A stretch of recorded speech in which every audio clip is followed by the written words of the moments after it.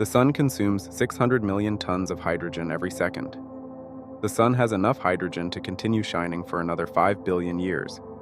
As hydrogen begins to deplete, the solar core will gradually compress, releasing more heat. Conversely, the outer layers of the Sun will expand. The Sun will become enormous, and the hydrogen consumption will increase hundreds of times. Mercury and Venus will disappear. They will simply melt. Then it will be Earth's turn, devoid of life due to high temperatures and solar radiation.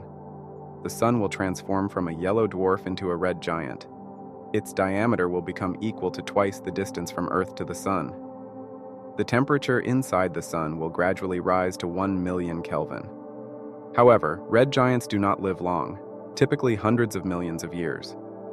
Intense nuclear reactions occur in red giants, causing rapid depletion of hydrogen and helium reserves. This leads to a sudden core compression, hundreds of thousands of times in volume. The resulting object's density is insanely high, from 10 kilograms to 10 tons per cubic centimeter. Thus, a white dwarf is born from a red giant, the final stage of the Sun's evolution. As I mentioned earlier, white dwarfs represent the endpoint of a star's life. Once the fuel supply is depleted, these celestial bodies collapse under their own gravity, ejecting all the mass of incandescent gases into a sphere the size of Earth. In other words, considering the stages of stellar evolution, a white dwarf is, in a sense, a deceased star that did not have enough mass to undergo the cosmic draft board to achieve neutron star status. The average density of a white dwarf is 1 million times higher than the density of ordinary stars. This is explained by the fact that, typically, the radius of a white dwarf is equal to that of Earth, but its mass is comparable to that of the Sun. What is the temperature of white dwarfs? It depends on the size of the white dwarf and usually reaches 200,000 Kelvin. The bodies of such stars remain hot enough to emit heat for hundreds of billions of years. This radiation can provide astronomers with enough information about the chemical composition of the white dwarf. Often, hints of metals are found in them, evidence of rocky planets evaporating in the fiery blaze of a dying star. In white dwarfs, nuclear fusion reactions do not take place.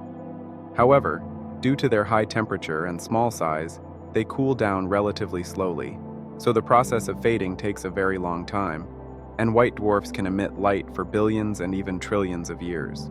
A faded white dwarf is called a black dwarf. The process of transforming a white dwarf into a black one is so lengthy that no white dwarf has cooled down yet because our universe is only 13.8 billion light-years old, so black dwarfs do not currently exist, but they will eventually appear.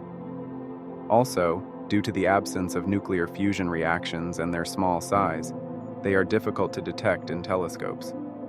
Most of the known white dwarfs have been found near the solar system, but that does not mean there are few of them. According to current understanding, the number of white dwarfs in the universe constitutes up to 10% of the total number of stars, and their number will increase as more stars die. White dwarfs play a crucial role in cosmology. Without them, we would know much less about our universe, and we would not be able to measure the rate of the universe's expansion. Let me explain why. Often, a white dwarf does not live alone, but in a binary system, consisting of a white dwarf and a regular star. Stars bound by gravitational forces gradually attract each other. As soon as material from the star begins to flow onto the white dwarf, its mass gradually increases. Once it crosses the Chandrasekhar limit, equal to 1.44 solar masses, the temperature of the white dwarf's core begins to rapidly rise until it reaches the temperature for carbon burning. Nuclear reactions on white dwarfs caused by the transfer of matter from two stars are the cause of its subsequent explosion, which astronomers call a Type 1a supernova flash. During this explosion, a tremendous amount of energy and light is released. Comparing the brightness of a Type 1a supernova with the brightness of the main star in the solar system, one can conclude that a supernova emits light approximately 10,000 times more than our Sun. All Type 1a supernovae have the same mechanism of flash origin. Furthermore, due to the uniform mass of white dwarfs, Type 1a supernovae have the same maximum luminosity. In other words, if you take the brightness of two Type 1a supernovae located at equal distances from the observer, their luminosity will be the same. In turn, The luminosity of a Type 1a supernova closer to the observer will be higher than that of a similar but more distant cosmic object. At the same time, the amount of light emitted by supernovae will be the same. This value is a constant. Only the observed, subjectively perceived by humans, stellar magnitude will differ. This fact is extremely interesting to modern astronomers. Knowing the intensity of the visible brightness of a supernova, scientists can determine the distance at which the star flared from us. Thus, if a Type 1a supernova is in another galaxy, scientists, thanks to the brightness of the supernova, can determine the distance not only to the star itself, but also to the galaxy in which it is located. This method of determining distances in space belongs to the category of high precision. Knowing how difficult, even with modern technologies, they are determined, one can conclude that the role of Type 1a supernovae in modern astronomy is enormous. With the help of Type 1a supernovae, we know the distance to a distant galaxy, and we can also learn about the speed of a galaxy's recession from us using the Doppler effect.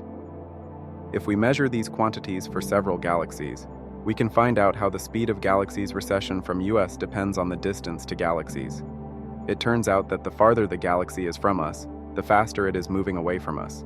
For example, a galaxy at a distance of 1 megaparsec from us is moving away from us at a speed of 70 kilometers per second, while a galaxy at a distance of 2 megaparsecs from us is moving away at a speed of 140 kilometers per second.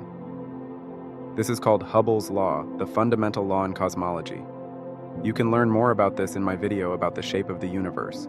White dwarfs have the potential to form very close binary systems with high orbital velocities.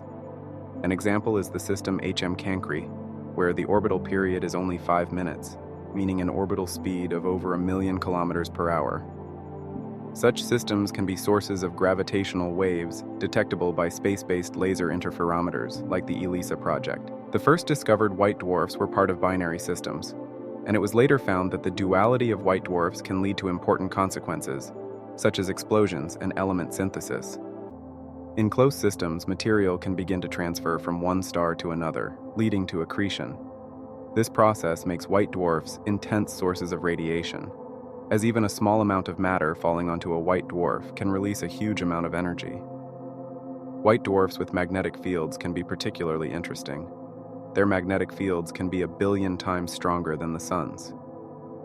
These objects, known as polars, belong to the class of cataclysmic variable stars and show strong variations in brightness. They may be associated with powerful magnetic fields of white dwarfs. Systems consisting of a white dwarf and a radio pulsar also play a special role in astrophysics, representing interesting pairs with the most massive known neutron stars. If you want to help a young astrophysical channel, then subscribe, hit the notification bell, and give it a thumbs up.